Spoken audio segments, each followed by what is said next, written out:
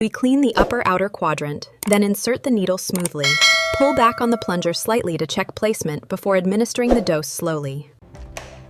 First, wash your hands and gather all required supplies. Identify the correct injection site and disinfect the skin. Insert the needle at a 90-degree angle into the muscle.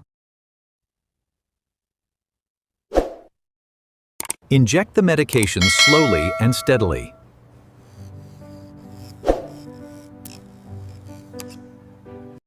Remove the needle and apply gentle pressure.